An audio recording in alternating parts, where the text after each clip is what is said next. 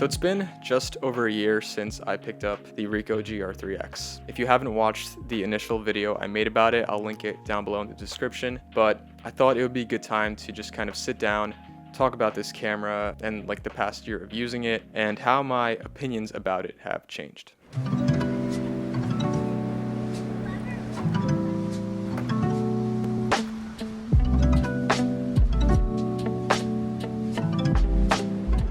All right, hello. So we have ourselves a literal perfect day in the city. It's a Sunday.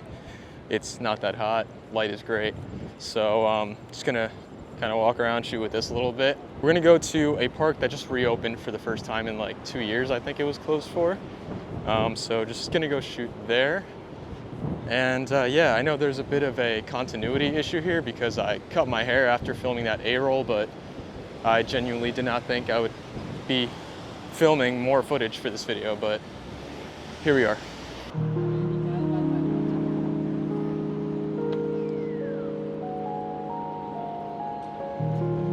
So if you're not aware, Ricoh announced that the GR4 will be releasing this coming fall. And that announcement has kind of made me question what I wanted to do with my GR IIIx. I've thought about potentially upgrading, but as of the day that I'm filming this video, all we know is that we're getting a 28mm version of the camera.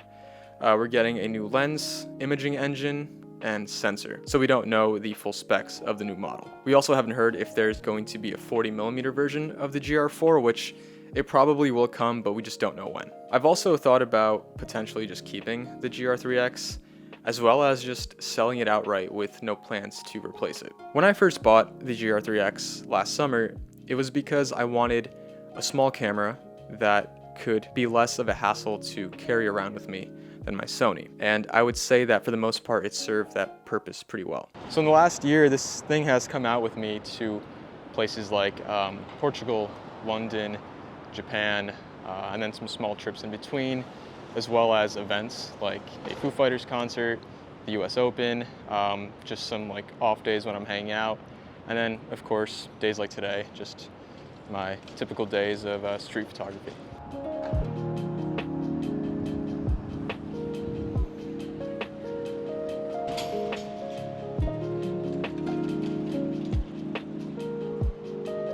I've taken some photos on this camera that I really like that I wouldn't have been able to take if I didn't have it. I love how small it is and how easy it is to pack away into your pocket or a fanny pack. And you know, it's allowed me to take photos where I was never gonna have my main camera in the first place. And through all of that, I've come to a bit of a realization, and that is that I'm not necessarily good at photographing everyday life and having a camera with me every single day. And that's a bit of a hard pill to swallow because that's one of the main reasons I bought this camera in the first place. So yeah, I just don't necessarily always care to have a camera with me when, you know, I'm just going out to dinner or going out to play tennis or go to the gym or whatever. And then sometimes I will, and I'll bring the Ricoh. But I think for the most part, I'm someone who is more likely to bring a camera out with me when I'm more certain that the thing I'm going to or place that I'm going to is going to be worth photographing. And in that case, I typically gravitate towards my Sony because it's a better camera and it's, you know, it's more reliable and it's just better and I'm more comfortable with it. And maybe that's like a wrong mindset to have, but that's just what it is currently. That might change down the road. All right, so just to expand on this whole mindset thing, it's not that it's a wrong mindset to have. It's just kind of how my brain operates, and I think some people might take that as, oh, this guy is not passionate enough about photography, which is completely far from the case. I love it. It's just that I think creativity requires breaks. I do photo and video so much that, you know, even when I'm not actively doing photography, I'm either editing or curating or consuming photography, and, you know, when I'm not doing any of those things, I like to completely unplug. So that's just kind of the reason why I can't bring myself to bring my camera with me everywhere I go. Obviously, there are times where the Ricoh makes a lot more sense, but you know, when I bring it on a photography trip, I want to use the best and most trusted gear that I have. And in that case, you know, the Ricoh often takes a back seat. You know, and then I'll tell myself like it's okay to use the Sony because it is a better camera and the Ricoh is more for lower pressure situations. But you know, in those lower pressure situations where I'm just kind of hanging out, not really thinking about photography, I don't want to have that thought in the back of my head. It's like, oh, I have a camera with me. Should I be looking for photos? There are photographers and people I know who carry cameras with them every single day, everywhere they go, and I fully respect that. And sometimes I wish I could do the same, but I just can't, and that's perfectly fine. Now, I'm also not saying that I have no use for this camera. It's just that I didn't use it as much and in a way that I thought I would, which is kind of like the, carry it around every day, capture everything type of way of shooting. There are certain things that the Ricoh doesn't have that if it did, it would make me a lot more comfortable shooting on it more often. One of those things is weather sealing. So like, for example, I brought it with me to London in December and it rained quite a lot. So I had to use my Sony because it could withstand that rain, whereas the Ricoh can't. Also, I've been shooting a lot more video in the last year and the Ricoh's video capabilities are rough. And I know that in the first video, I said that, that's perfectly fine because if I want to shoot video, I could just bring my Sony. But there are times where I just don't want to do that. And the Ricoh makes more sense, but I don't have the option of getting quality video. Honestly, in the grand scheme of things, I think the overarching issue is all the FOMO that I have, which is something that I'm trying to work on. But when you just want to do everything and shoot everything, it's kind of tough. And this all has me very curious about what the GR4 is going to offer. I think if it had better battery life, a slightly better screen, weather sealing, and maybe some improved video, I'd be a lot more inclined to upgrade. Sony just released the RX1R Mark III, and if I could afford it, that would, without a doubt, replace my GR IIIx, but I'm also not in the market to spend $5,100 on a point and shoot. However, it is full frame, it has a 35mm f2 lens, it has AI autofocus, 10-bit 4K video, and it's super solid. But like I said, that price tag is just too steep.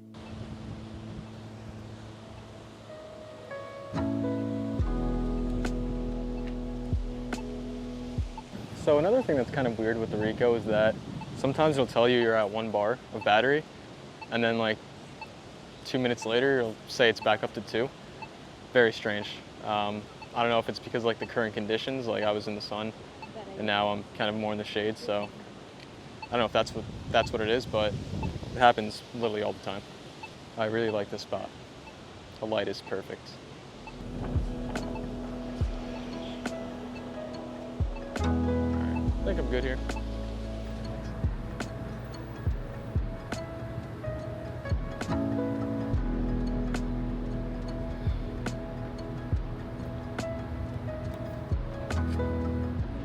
I also don't regret buying this camera whatsoever. I would still absolutely recommend it to anyone who is looking for a very small but capable camera. There are just certain things that it doesn't have that prevent me from using it as much as I would like to.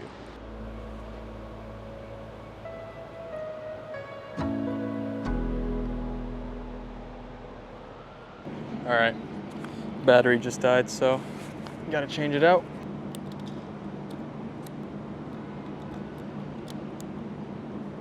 Okay, so I've been in the city for like an hour and a half, I think 2 hours now, and I'm finally gonna walk over to the park that I initially said I was going to, which I have been. I've been making my way south, but I've been taking a lot of stops along the way.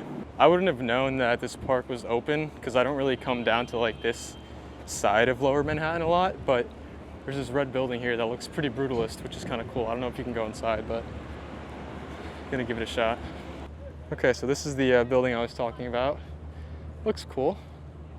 I'm not sure what it is, and it doesn't look done because there's some construction going on, so I can kind of roam around here, see what we can get.